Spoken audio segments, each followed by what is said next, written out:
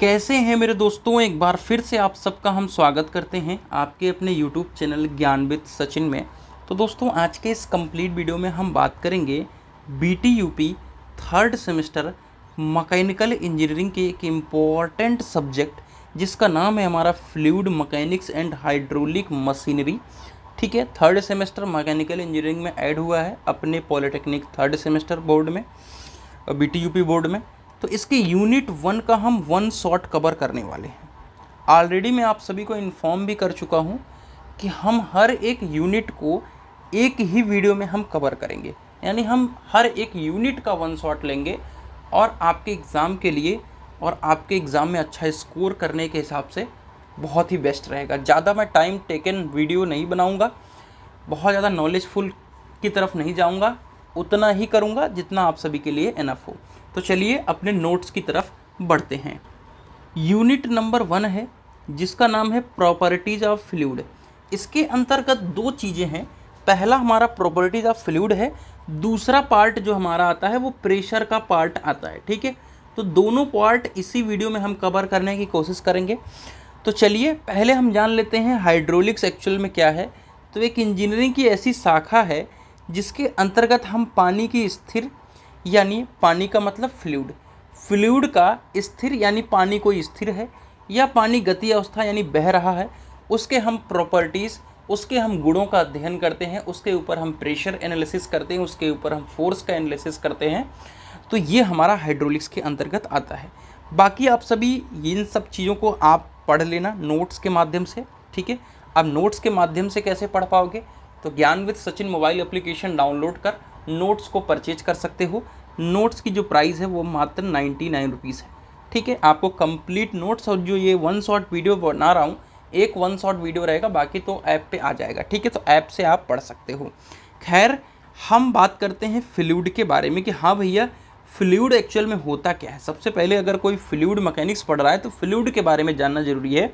तो कक्षा 8 में पढ़ते हो या कक्षा 5 में, कि वह पदार्थ है हमारा फ्लूइड, यानी पानी वह पदार्थ है, वहाँ पे पानी नाम दिया जाता था या जल दिया जाता था, कि जो बहने की क्षमता रखता हो और जिस बर्तन में उसे हमें रखा जाए वो उसका आकार धारण कर लेता है। ठीक है, ठीक है भैया, पानी का मतलब उसे द्रव का नाम दिया जाता था, जो क्लास 8th में पढ़ाया जाता था। ठीक है, खैर हम फ्लूइड्स की बात कर रहे हैं और ऊपर से इंजीनियरिंग कर रहे हैं। तो इंजीनियरिंग कर रहे हैं तो भैया इंजीनियरिंग वाली लैंग्वेज यूज करनी पड़ेगी, लेकिन यहाँ पे लिखा हुआ है इंग्लिश। तो कई लोग तो मैदान छोड़ के भाग गए। नहीं भैया, मैदान नहीं छोड़ना है, लड़ना है। जीवन में जब तक नहीं लड़ोगे तब तक नहीं होगा। इसी तरीके से फ्लूइड भी है। हम एक एक चीज़ को हिंदी में समझाने की कोशिश करेंगे और आपको समझ में भी आएगा, ये मैं आप सभी से प्रॉमिस करता हूँ। लेकिन आपको भी एक जो है कह सकते हैं प्रण लेना पड़ेगा कि हम जो 1.5 घंटे की वीडियो इसको हम बिना स्किप किए हुए, बिना किसी भी फ़ोन मोबाइल को टच किए हुए देखेंगे, तब जा कर के आप अच्छा स्कोर कर पाओगे। क्योंकि जीवन एक ऐसा कह सकते हैं कि चीज़ है जो कि त्याग मांगता है। अगर अच्छा परिणाम लाना है तो अच्छा त्याग करना पड़ेगा, तभी आपको एग्ज़ाम में आगे आने के बाद जब नंबर आते हैं उसकी खुशी अलग होती है। खैर, वो एक मोटिवेशन बात हो गई। एनी सब्सटेंस, सब्सटेंस का मतलब पदार्थ। ठीक है, कोई भी पदार्थ जिसके पास टेंडेंसी हो। टेंडेंसी का मतलब क्या होता है मेरे प्यारे साथियों, प्रवृत्ति। लिख देता हूँ, प्रवृत्ति। प्रवृत्ति का मतलब आजकल इंग्लिश आप लोग बोलते होगे नेचर। उसका एक नेचर है, उसका एक टेंडेंसी है ऑफ डिफॉर्मेशन। डिफॉर्मेशन का मतलब क्या होता है कि कोई भी ये ऐसी बॉडी हो और यहाँ से टूट जाए, यानी डिफॉर्म हो गई, यानी वहाँ से अलग हो गई। Acting of shear stress. भैया शियर स्ट्रेस क्या है, आइए शियर स्ट्रेस को भी समझे थे, फिर मर्ज करके समझाएंगे। ठीक है, ये हमारा कोई भी बॉडी रखा हुआ है। ठीक है, टोटल ये हमारी बॉडी है। इस ऊपर की तरफ हमने क्या लगाया, फोर्स। ठीक है, ऊपर की तरफ हमने फोर्स लगाया। ठीक है, तो हमारी जो बॉडी है ऊपर वाली खिसक गई, लेकिन नीचे वाली एज इट इज रह गई। ठीक है, ये यहाँ पर पहुँच गई और यहाँ पर क्या हुआ, शियर डिफॉर्मेशन। डिफॉर्मेशन का मतलब क्या होता है, डिफॉर्मेशन का मतलब क्या हुआ, मैंने बताया ना कि डिफॉर्मेशन का मतलब यहाँ से अलग, और यहाँ पे कैसा डिफॉर्मेशन हुआ, शियर डिफॉर्मेशन हुआ। किसके फोर्स के लगने पर, शियर स्ट्रेस पे लगने पर, शियर फोर्स लगने पर। ठीक है, अब आइए, आप छत पर हों या घर पे हों, आपके पास कोई टैंक, पानी का टैंक रखा हुआ और पानी भरा हुआ हो, आपने अपने हाथ से मारा। जब अपने हाथ से मारा तो यहाँ से आपका बीच से जब हाथ पड़ा तो कुछ पानी इधर की तरफ भाग गया, कुछ पानी इधर की तरफ भाग गया, यानी यहाँ पे क्या हुआ, डिफॉर्मेशन हुआ। आपके हाथ मारने से डिफॉर्मेशन हुआ। आप अपने दीवार पे मारो और दीवार एकदम से टफ है, छोटी मोटी दीवार नहीं है, ऐसी नहीं है कि नॉर्मल टूट जाए, तो आपके हाथ पे ही चोट लगेगी, लेकिन वहाँ पे डिफॉर्मेशन नहीं हुआ। तो फ्लूइड के पास क्या है, डिफॉर्मेशन की क्या है, टेंडेंसी है, प्रवृत्ति, यानी जो आप मारोगे वो डिफॉर्म हो जाएगा, यानी हट जाएगा। मतलब क्या मतलब है कि अगर हम फ्लूइड के ऊपर शियर स्ट्रेस लगाते हैं तो वो आपके डिफॉर्म होगी। कब डिफॉर्म होगी, जब हम शियर स्ट्रेस लगाते हैं। तो इसी को हम कहते हैं, इस सब्सटेंस को कहते हैं फ्लूइड। तो फ्लूइड वो एक ऐसा सब्सटेंस है जिसके अंदर डिफॉर्मेशन का प्रवृत्ति होता है, लेकिन डिफॉर्मेशन होता कब है, जब उसके ऊपर शियर स्ट्रेस लगता है, तो इसको हम कहते हैं फ्लूइड। क्लियर है भाई? मुझे लगता है एग्जाम्पल वगैरह ज़्यादा दे दिया, आपको समझ में आ गया होगा। अब फ्लूइड के साथ हम फ्लूइड मैकेनिक्स पढ़ रहे हैं। देखिए पहला लेक्चर है तो थोड़ा बेसिक चीज़ बता दे रहा हूँ। अगले चैप्टर से हम वही पढ़ाएंगे जो 2025 के प्रोस्पेक्टिव से इम्पोर्टेंट होगा। ये नहीं है कि हम सब चीज़ों को बता रहे हैं, नहीं, वही बताएंगे जो 2025 के प्रोस्पेक्टिव से इम्पोर्टेंट होगा। Fluid mechanics is the study of fluid behaviour, मतलब स्टडी का मतलब अध्ययन है, ठीक है। फ्लूइड मैकेनिक्स क्या है कि हमारे फ्लूइड यानी लिक्विड और गैस, फ्लूइड के अंदर लिक्विड और गैस दोनों आते हैं, उसका हम बिहेवियर यानी उसके गुण, उसकी प्रॉपर्टीज़ का अध्ययन कर रहे हैं। कब कर रहे हैं, रेस्ट। रेस्ट का मतलब क्या हुआ, रुका हुआ, यानी स्थिर, ठीक है, स्थिर।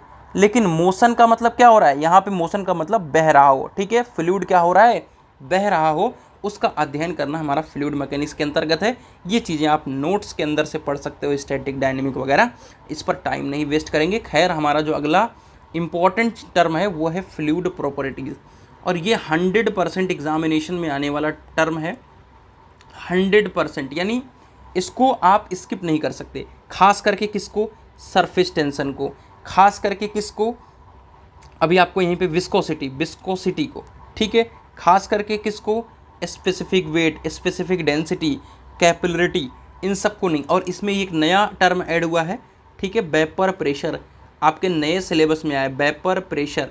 तो भाई वेपर प्रेशर नया सिलेबस में आया है, तो इसको छोड़ करके मत जाना, इसको तो डेफिनेटली पढ़ना, क्योंकि जो नया सिलेबस में ऐड होता है वो चीज़ चांस रहता है कि आपका एग्जामिनर पूछ ले, ठीक है। बाकी कंप्रेसिबिलिटी, खैर हम पढ़ाएंगे सारी चीज़ों को।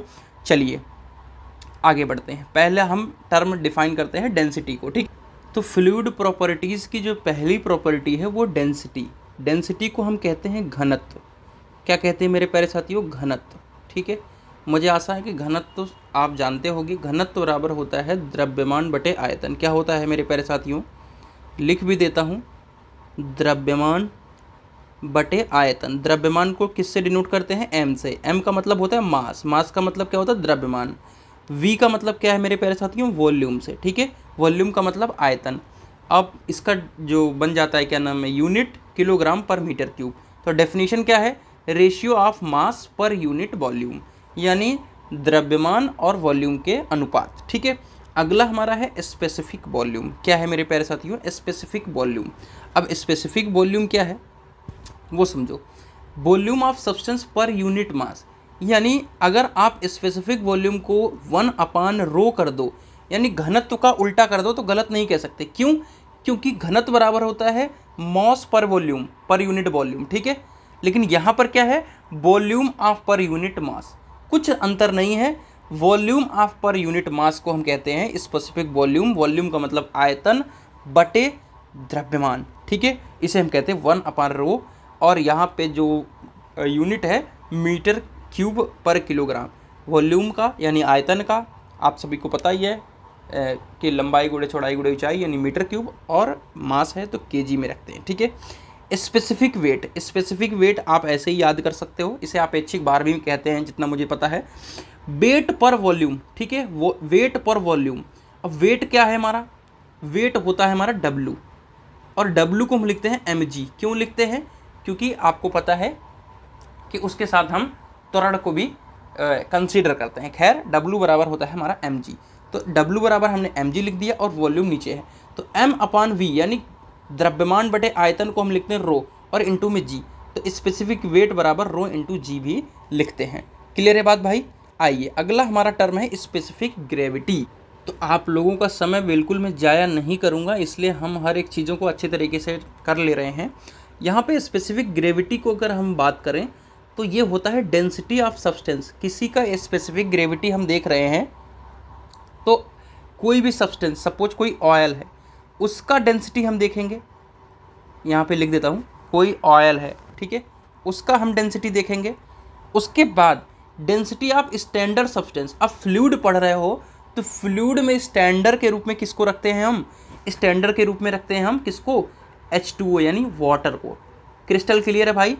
तो डेंसिटी ऑफ द सब्सटेंस यानी कोई भी सब्सटेंस है उसकी डेंसिटी, और रेशियो में डेंसिटी ऑफ स्टैंडर्ड सब्सटेंस यानी H2O। ठीक है भैया, क्लियर है बात? क्रिस्टल क्लियर है? चलो, यानी ऊपर जो भी ऑयल वगैरह है उसकी डेंसिटी और अपान में स्टैंडर्ड फ्लूइड अर्थात वाटर, इसे हम कहते हैं स्पेसिफिक ग्रेविटी।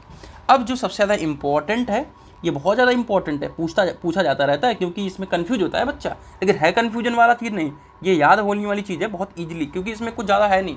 कोई भी ऑयल है और वाटर, दोनों का अगर आप एग्जाम्पल लोगे तो हम ऊपर ऑयल की डेंसिटी रखेंगे, नीचे वाटर की। क्यों? क्योंकि वाटर एक स्टैंडर्ड के रूप में यूज किया जा रहा है। तो डेंसिटी ऑफ ऑयल यानी डेंसिटी ऑफ एनी सब्सटेंस, कोई भी सब्सटेंस का घनत्व, अपान में डेंसिटी ऑफ स्टैंडर्ड सब्सटेंस यानी स्टैंडर्ड के रूप में वाटर लिया जा रहा है। ठीक है भैया, आइए विस्कोसिटी को हम डिस्कस करते हैं। ठीक है, विस्कोसिटी क्या है? It is a property of fluid. Fluid की एक ऐसी प्रॉपर्टी है, ठीक है भैया, फ्लूइड की एक ऐसी प्रॉपर्टी है विच आर रेजिस्ट। रेजिस्ट का मतलब क्या होता है? कि अलग करना, धक्का देना, हटाना। ठीक है, रेजिस्ट का मतलब क्या? धक्का देना, हटाना। The shear stress between two adjacent layer. ठीक है, इसका मतलब क्या है? देखो भैया, ये सपोज कोई पाइप है, ठीक है भैया, क्या है? कोई पाइप है, समझ गए? अब इसमें क्या हो रहा है कि फ्लूइड बह रहा है, ठीक है, यानी पानी बह रहा है। जो पानी बहता है वो एक लेयर में बहता है, समझ गए? पानी जो बहता है वो एक लेयर में बहता है। अब एक ऊपर लेयर चल रहा है और एक नीचे लेयर चल रहा है, इन दोनों के बीच में क्या होगा? अब अगर सॉलिड की बात करें तो फ्रिक्शन वर्ड यूज करते हैं, और अगर फ्लूइड की बात करें तो विस्कोसिटी वर्ड यूज करते हैं। इन दोनों के बीच में क्या होगा? रेजिस्टिव फोर्स चलेगा, जो शियर स्ट्रेस लग रहा है एक दूसरे के बीच में। शियर स्ट्रेस का मतलब क्या समझाया था मैंने ना, कि ये है और ये है, इस पे अगर स्ट्रेस लगा तो क्या हो जाएगा कि ये आगे चला जाएगा और यहीं रह जाएगा। सेम कंडीशन यही है कि यहाँ पे शियर स्ट्रेस यूज हो रहा है, तो इन दोनों के बीच में क्या हो रहा है? Resist the shear stress, resist कर रहा है यानी हटा रहा है टू एडजेसेंट लेयर। यानी कहने का मतलब है कि आपका विस्कोसिटी एक ऐसी प्रॉपर्टी है जो दो लेयर बह रही हैं उनके बीच शियर स्ट्रेस है उसको रेजिस्ट करता है। एग्जाम्पल समझेंगे तब ये समझ में आएगा। कैसे एग्जाम्पल? अगर विस्कोसिटी ज़्यादा होगा तो क्या होगा? गाढ़ा होगा। यानी अगर कोई हनी ले लो, शहद ले लो, तो क्या है? उसकी विस्कोसिटी ज़्यादा है। यानी विस्कोसिटी ज़्यादा है कि मतलब ये दोनों लेयर के बीच में जो रेजिस्ट फोर्स है, यानी एक दूसरे को जो रेजिस्ट कर रहे हैं वो बहुत ही कम कर पा रहे हैं। लेकिन अगर यहाँ पे विस्कोसिटी का जो है कम है, यानी गाढ़ापन उसका कम है, यानी पानी, तो दोनों को रेजिस्ट करते हुए आगे बढ़ जा रहे हैं। यानी इन दोनों के बीच में अगर टकराव हुआ तो मतलब इतना ज़्यादा गाढ़ापन है कि वो आगे की तरफ बहुत धीरे धीरे बढ़ पा रहे हैं। लेकिन जब विस्कोसिटी यहाँ पे कम है, यानी गाढ़ापन कम है, यानी पानी के बीच में रेजिस्ट फोर्स जो है वो कम है, तो वो तेज़ी से बढ़ पा रहा है। यानी इसका एक फ्रिक्शन के रूप में ले सकते हो। ये एक प्रॉपर्टी है, एक फ्लूइड की प्रॉपर्टी है विस्कोसिटी, ऐसा कोई टर्म नहीं है। फ्लूइड की प्रॉपर्टी है, उस प्रॉपर्टी की बात को समझो। ऐसा नहीं है कि आप कोई चीज़ का डिफाइन कर रहे हो, प्रॉपर्टी को डिफाइन कर रहे हो। मतलब कि फ्लूइड की प्रॉपर्टी है विस्कोसिटी, कि अगर विस्कोसिटी ज़्यादा होगी तो हमारा वहाँ पे जो गाढ़ापन है वो ज़्यादा है, जैसे ग्रीस वगैरह है उसमें ज़्यादा है, यानी वो जो फ्लूइड का लेयर है वो एक दूसरे को कम रेजिस्ट कर पा रहा है, यानी धीरे धीरे बह रहे हैं। इसी तरीके से अगर विस्कोसिटी कम है, ऑयल है, पानी है, तो वो ज़्यादा रेजिस्ट कर पा रहे हैं और बह रहे हैं, ठीक है, अच्छे से बह पा रहे हैं। चलो, अब हमारा आता है विस्कोसिटी प्रोफाइल। विस्कोसिटी प्रोफाइल क्या है उसको समझो, ठीक है।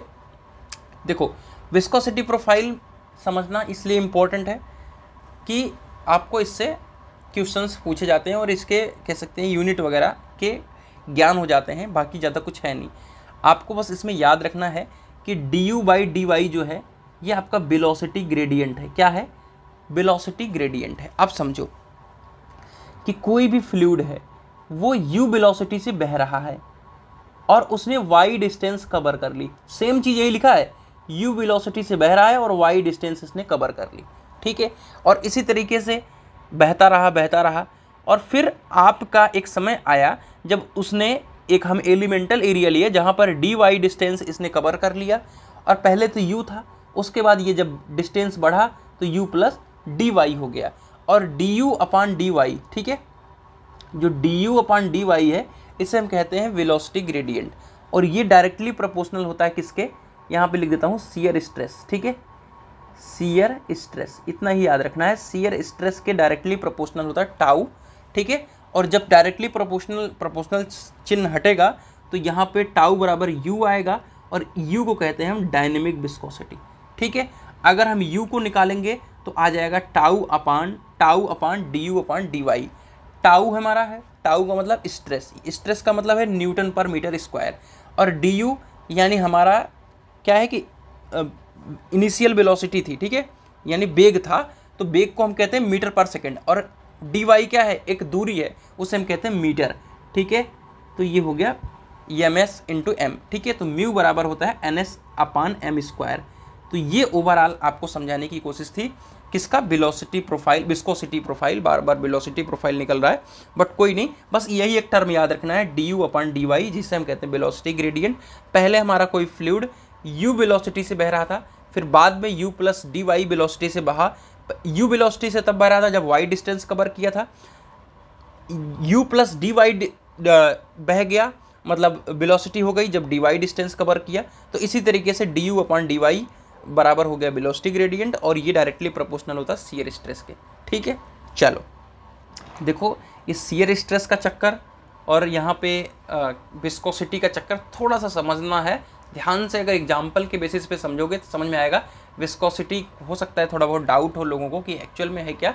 विस्कोसिटी एक्चुअल में ये है कि दो फ्लूइड प्रॉपर्टी के बीच में जो रेजिस्ट करता है उस एक दूसरे को, ठीक है, उसके बीच में ज़्यादा रेजिस्ट कर पा रहा है कि कम रेजिस्ट कर पा रहा है, इसी प्रॉपर्टी को हमारा विस्कोसिटी है। चलो खैर, ये हमारा नया सिलेबस में ऐड हुआ है वेपर प्रेशर, ठीक है। तो वेपर प्रेशर क्या है? किसी फ्लूइड का वाष्प दाब, ध्यान से समझिएगा, वाष्पित होने का प्रेशर, ठीक है, वह दाब होता है, ठीक है, यहाँ पे ये ले लेते हैं हम, जिस पर द्रव की सतह का दाब, ठीक है, जिस पर द्रव की सतह से वाष्प बनने की जो दर है, कोई भी, आइए पहले इसको हम थोड़ा सा डायग्राम के बेसिस पे समझाएंगे तो समझ में आएगा। कोई भी यहाँ पे एक आपका कह सकते हैं कि कंटेनर है जिसमें हमारा पानी भरा हुआ है, इसमें समझो कि पेट्रोल भरा हुआ है। क्या भरा हुआ है मेरे प्यारे साथियों? पेट्रोल। लिख देता हूँ यहाँ पे पेट्रोल। अब ध्यान से समझो, पेट्रोल का मतलब फ्लूइड है, उसका वाष्प दाब होता क्या है वो समझो।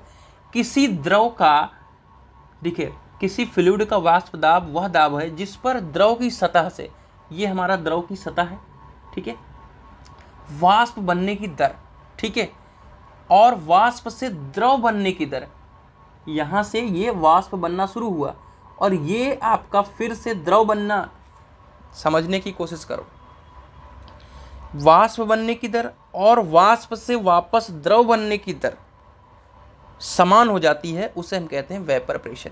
एक ऐसा प्रेशर जिस पर उस फ्लूइड का वाष्प बनने की दर, यानी वो वाष्पित हो जा रहा है और वाष्पित से पानी के रूप में आ जा रहा है, उस दोनों की दर एक ही समय में हो रहा है, इस प्रॉपर्टी को हम कहते हैं वेपर प्रेशर। ये पेट्रोल में लागू होता है कि पेट्रोल का वाष्प दाब बहुत ज़्यादा होता है, ठीक है, इसलिए वो कमरे के तापमान पर जैसे ही आप उसको अपने कंटेनर से बाहर निकालते हो तो क्या होता है? वाष्पित होने लगता है, ठीक है।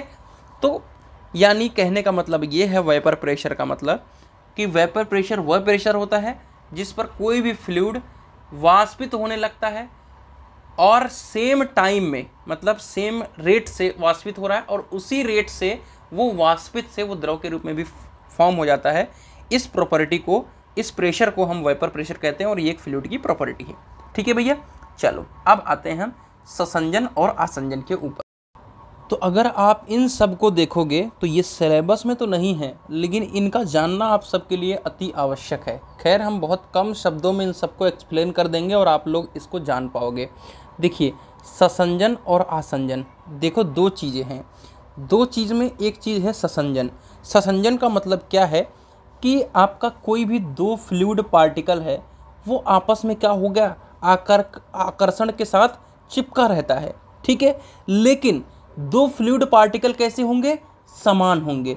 ससंजन की बात कर रहा हूँ, दो समान फ्लूइड पार्टिकल होंगे, यानी आपका कोई भी एक ही तरल होगा। द्रव का वह गुण जिसके द्रव के कण परस्पर आणविक आकर्षण में बने रहते हैं ससंजन कहलाता है। वह आणविक आकर्षण बल जिससे द्रव की कण आपस में एक दूसरे को आकर्षित करते हैं ससंजक बल कहलाते हैं, ठीक है। ध्यान दीजिएगा, जो द्रव के कण होंगे वो कैसे होंगे, समान होंगे। अब इसी तरीके से आसंजन आता है। आसंजन का भी मतलब होता है कि एक दूसरे से चिपके रहें या आकर्षित रहें, लेकिन दो असमान तरल के कण होंगे वो कहलाते हैं आसंजन, ठीक है भैया, समझ में आ गया भैया। इसमें एक तरल भी हो सकता है और एक ठोस भी हो सकता है, लेकिन ससंजन में क्या था कि दोनों भी फ्लूइड के होने चाहिए और दोनों समान होने चाहिए, ठीक है भैया। अगला हमारा आता है कंप्रेसिबिलिटी। ये तो हमारे सिलेबस में भी है और पूछा भी जा सकता है, ठीक है भैया। आइए कंप्रेसिबिलिटी समझते हैं। कंप्रेसिबिलिटी जो है वो एक ऐसा गुण है कि अगर किसी बाहरी बल लगाओगे तो वो क्या हो जाएगा, कम हो जाएगा, यानी आपका जो आयतन है वो कंप्रेस हो जाएगा, उसकी वॉल्यूम में कमी आ जाएगी।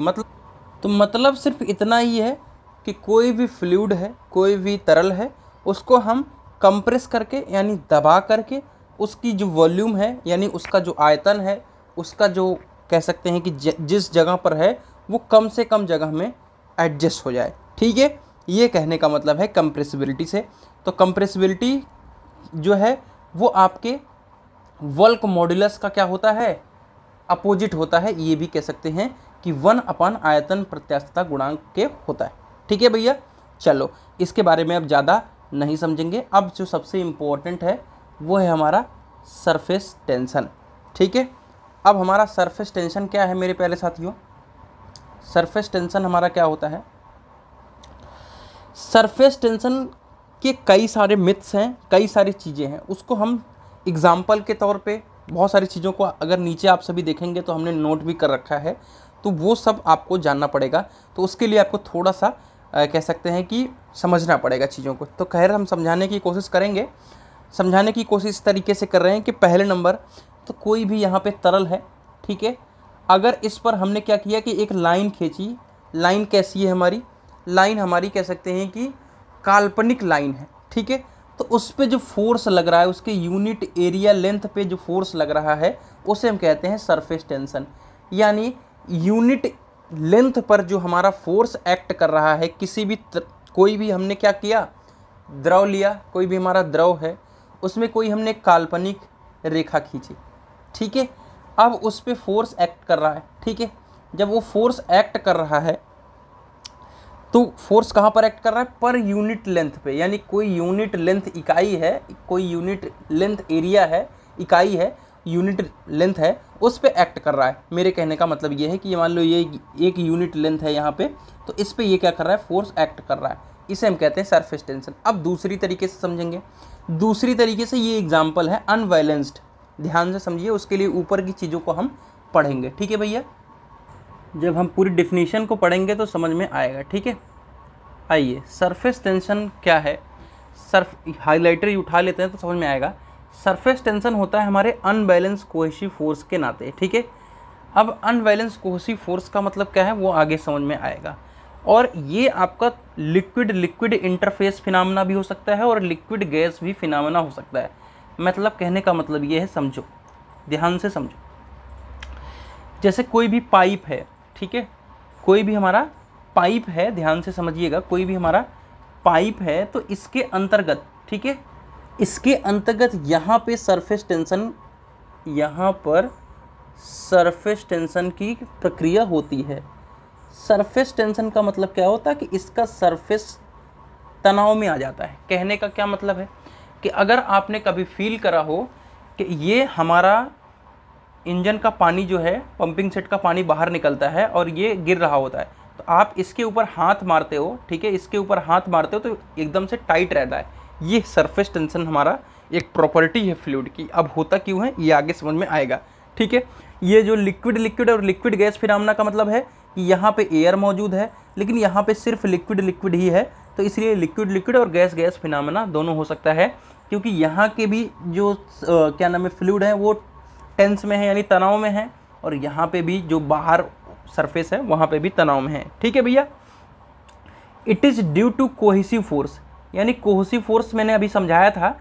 कोहेसिव फोर्स का मतलब होता है कि एक दूसरे को आपस में खींच करके रखें, मतलब जैसे यहाँ पर ये देख रहे हो, ये कोहेसिव फोर्स में जैसे कोई भी पार्टिकल ए था, ये इधर से किसी भी पार्टिकल के द्वारा खींचा जा रहा है, ठीक है, और यहाँ पर किसी पार्टिकल के द्वारा खींचा जा रहा है, यहाँ से किसी पार्टिकल के द्वारा इस वाले पार्टिकल को कोई और पार्टिकल खींच रहा है, इसलिए पूरी तरीके से समेशन एफ यानी जितने भी फोर्स लग रहे हैं उनका जो इक्वल है वो 0 है, ठीक है, यानी ये चारों तरफ से बैलेंस है, ठीक है। ये भी हमारा ए पार्टिकल बैलेंस है और बी भी बैलेंस है, लेकिन ये देखेंगे तो सरफेस के एकदम से किनारे पर है, लेकिन फिर भी यहाँ पे बैलेंस है क्योंकि चारों तरफ से हमारा जो है दूसरा खींच रहा है।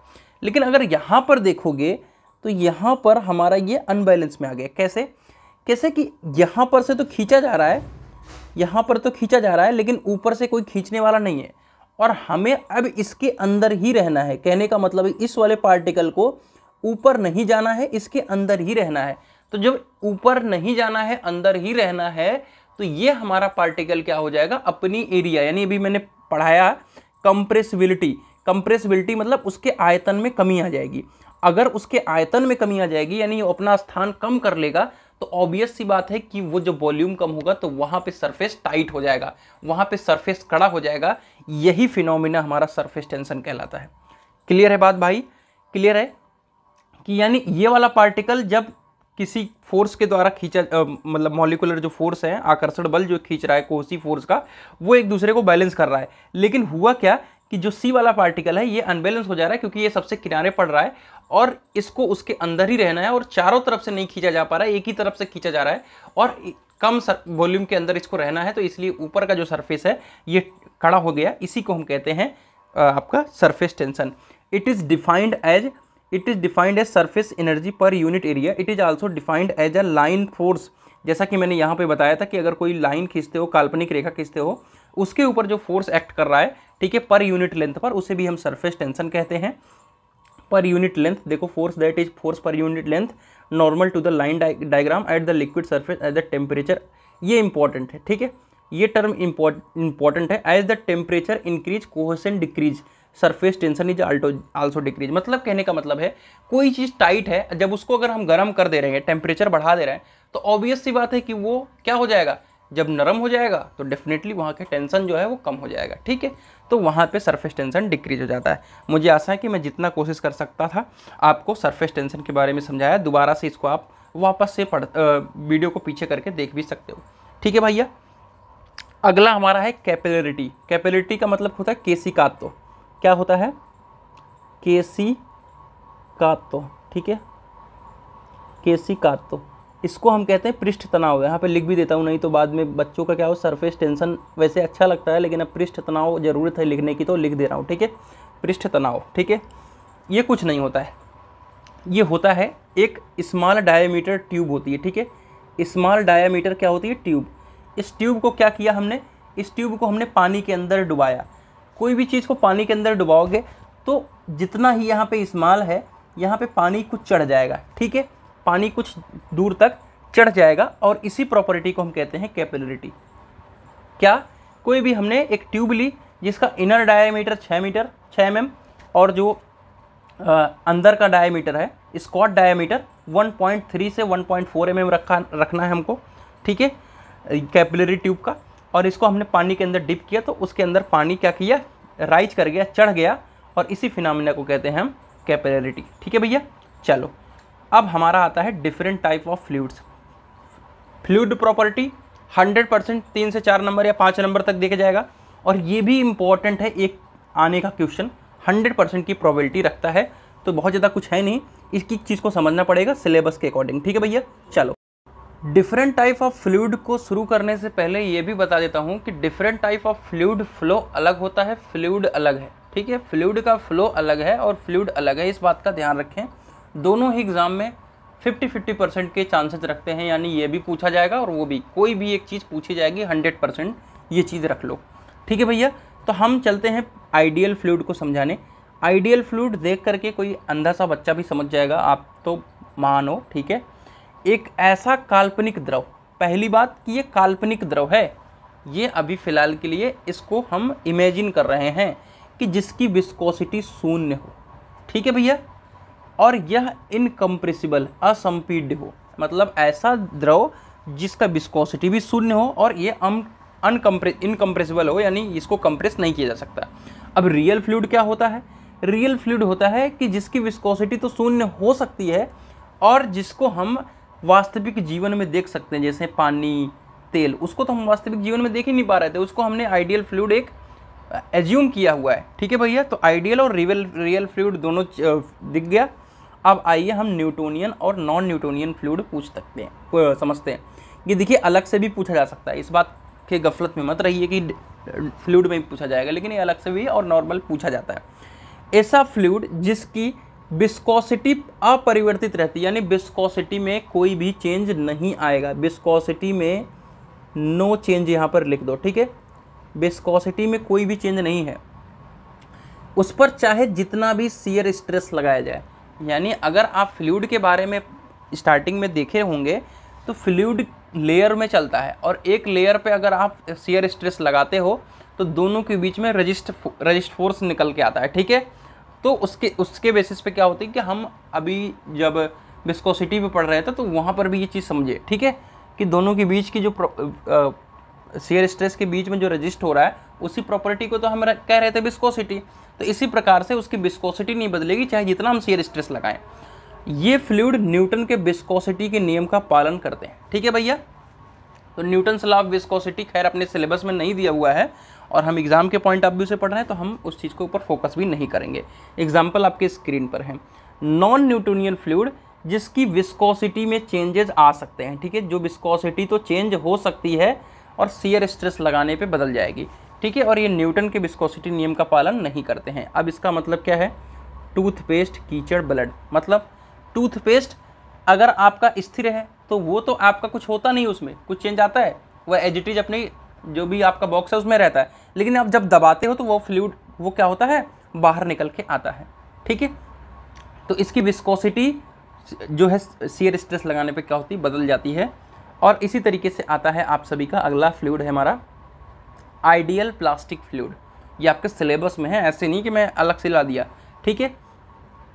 अब ये जो आइडियल प्लास्टिक फ्लूइड है, कुछ जो आपको ऊपर मैंने बताया नॉन न्यूटोनियन फ्लूइड, इसी से मिलता जुलता है। इसमें क्या होता है कि पहले ये तो आपका जो फ्लूइड है ये नहीं फ्लो कर रहा होता है, पहले हम हल्का फुल्का स्ट्रेस देते हैं तो नहीं, लेकिन जब एक लिमिट से ज़्यादा स्ट्रेस देते हैं तो क्या होता है, ये बाहर आ जाता है। यहाँ पर हमने क्या बताया कि यहाँ पर अगर हम शियर स्ट्रेस लगाए तो ये चीज़ क्या हो गई कि आपकी बाहर निकल आई, ठीक है, यानी फ्लो होने लगा फ्लूइड। लेकिन यहाँ पे आइडियल प्लास्टिक फ्लूइड में क्या होता है, एक ऐसा प्लास्टिक फ्लूइड है, एक ऐसा फ्लूइड है, प्लास्टिक फ्लूइड भी कह सकते हैं, कि जिसमें एक निश्चित स्ट्रेस से कम पर कोई फ्लो नहीं होता। एक लिमिट है, उस तक हमने लगाया स्ट्रेस तो कोई भी फ्लो नहीं हो रहा है। लेकिन जैसे ही हम एक निश्चित लिमिट से ज़्यादा शियर स्ट्रेस अप्लाई करते हैं तो वहाँ पर क्या होता है कि हमारा आइडियल फ्लूइड की तरह क्या होता है, बहने लगता है।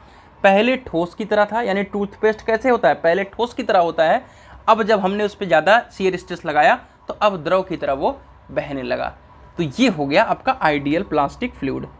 अब हमारा आता है प्रेशर वाला पार्ट। आपको स्टार्टिंग में ही शायद मैंने बताया होगा कि ये 2 पार्ट में है, तो आपका पहला पार्ट खत्म हो गया जिससे आपके 10 मार्क्स तक बन जाते हैं, इतना ही पढ़ के। अब ये अगेन अगला है, इसमें 5 नंबर आप सभी को मिलने वाले हैं। तो चलिए हम उन्हीं चीज़ों के ऊपर ज़्यादा फोकस करेंगे जो आप सभी के एग्जाम के पॉइंट ऑफ व्यू से इम्पॉर्टेंट है। किसी द्रव द्वारा सतह पर लंबवत दिशा में लगाया गया प्रति इकाई क्षेत्र बल द्रव दाब कहलाता है। कहने का मतलब क्या है कि कोई भी यूनिट एरिया है, ठीक है, उस पर हमने क्या लगाया है, फोर्स लगाया है। तो फोर्स पर यूनिट एरिया को हम क्या कहते हैं, प्रेशर कहते हैं, और आप सभी को यहाँ पे फ्लूइड प्रेशर के बारे में बताया जा रहा है। तो कोई भी द्रव की सतह है जिस पर हमने, सबसे ज़्यादा इंपॉर्टेंट क्या रहता है टर्म जो एग्जामिनर देखता है, वो देखता है लंबवत दिशा। ठीक है, लंबवत दिशा में लगाया गया प्रति इकाई क्षेत्र यानी एक यूनिट एरिया पर क्या किया गया, द्रव दाब लगाया, और वो आपका क्या हो गया, फ्लूइड प्रेशर। ठीक है, अब आता है प्रेशर हेड। प्रेशर हेड क्या होता है, बहुत आसानी से समझ पाएंगे आप। जैसे कोई भी कंटेनर है और यहाँ पर हमको इस जगह का, ठीक है, मैं ज़रा कलर चेंज कर देता हूँ। ठीक है, कलर चेंज करूँगा तो शायद समझ में आएगा, चेंज हो जा भाई। ठीक है, यहाँ का हमें प्रेशर फाइंड करना है। तो अब हम कैसे प्रेशर फाइंड करेंगे, हम क्या करेंगे कि उसकी ऊंचाई को फाइंड कर लेंगे।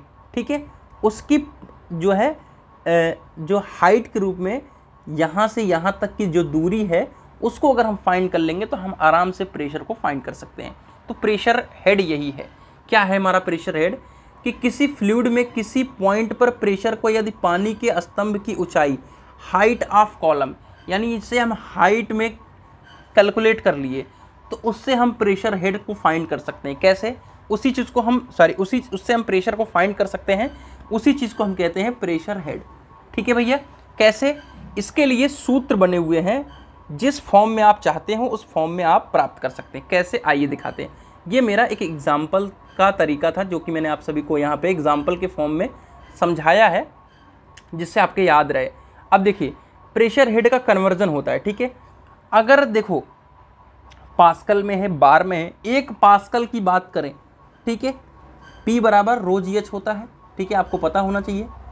ठीक है भैया, रो जी एच होता है, लेकिन हम क्या फाइंड कर रहे हैं मीटर में, क्या, हेड। हेड का मतलब दूरी, हाइट। ठीक है, हेड का जो दूरी है, हाइट है, उसी को फाइंड कर रहे हैं। तो 1 पास्कल अगर हमको फाइंड करना है, ठीक है, 1 पास्कल यहाँ पे हम फाइंड कर रहे हैं, तो अगर 0.00102 मीटर वाटर हेड लें, यानी अगर यहाँ से यहाँ तक की दूरी, अगर सपोज यहाँ से यहाँ तक की दूरी 0.00102 मीटर है किसी भी टैंक के अंदर, ठीक है, तो समझ लो कि वहाँ पर कितना है, 1 पास्कल प्रेशर है। ठीक है, इसी तरीके से बार में भी देख सकते हो 10.2। ठीक है, 10.2 यहाँ पे आपका मीटर रखना है। ठीक है, 10.2 मीटर, और आपका 10.2 मीटर वाटर हेड लिखा हुआ है।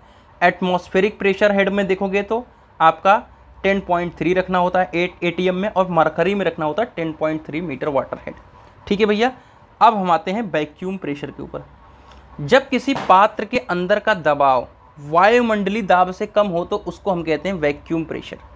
वैक्यूम प्रेशर का मतलब क्या होता है कि कोई भी हमारा ये आपका कंटेनर है, ठीक है, कोई भी हमारा ये कंटेनर है, इसके अंदर का जो प्रेशर है वो एटमॉस्फेरिक प्रेशर से कम है। अगर एटमॉस्फेरिक प्रेशर से कम है तभी तो यहाँ पे सक्शन होगा। जो आपकी निडल होती है, सुई जिसमें आपका लगाता है वो क्या नाम है, इंजेक्शन लगाता है कोई डॉक्टर, तो जब सक करता है तो अंदर क्या होता है, वैक्यूम होता है, यानी बाहर के प्रेशर से अंदर का प्रेशर कम होता है, तभी वो द्रव आपका आता है। फिर देखो वो पूरे द्रव को बाहर निकालता है। क्यों? क्योंकि उसके अंदर वैक्यूम ना रह जाए, और फिर अगर पूरा निकाल भी लेता है तो उसको हाथ से ठोकता है, जिससे पूरा वैक्यूम हमारा बाहर चला जाए। ठीक है भैया, समझ में आ गया।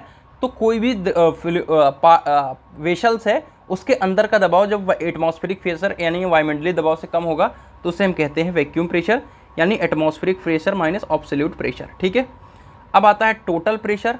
तो टोटल प्रेशर ऑलरेडी आप सभी को पता है कि कोई सरफेस है, ठीक है,